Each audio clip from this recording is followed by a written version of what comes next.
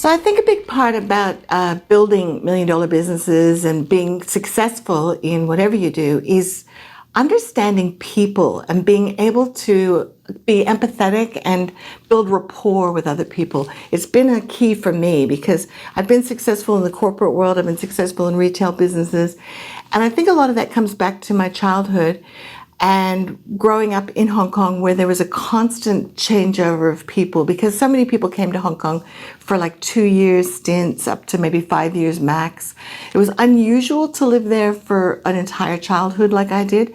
A lot of people would come and then leave, within sometimes even a year period. And I got really used to meeting people, making friends very quickly, and being okay with the fact that they then had to move on. But I was actually quite shy as a child and wasn't really naturally forthcoming in groups. But I think what made a huge difference for me was getting into my first school play.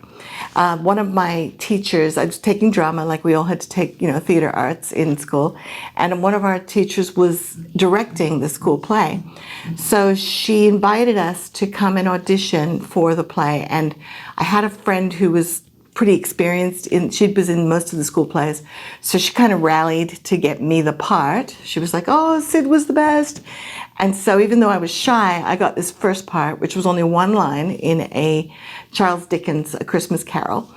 But the experience of being in the school play environment, which was, I think, we're talking like 3 to 6 months of rehearsals with people from all different age ranges in a school that went for, our school went from like right after grade school up to when you graduate to go to university. So we had a range of ages from like 11 up to about 18. And I found myself in this environment where we were rehearsing together with all these different kids of different ages, and I really loved it. I loved the whole community of it. And then, of course, once I stepped on stage, said my one line, which actually turned out to be funny, and had the audience laughing and responding, I was hooked. I just loved it. And then I was in pretty much every school play that I could fit in around my busy sort of like work schedule, because I was also dubbing in the film studio. When I could fit in a school play and the rehearsals, then I would do almost every school play and usually get one of the lead roles because I, got better at it.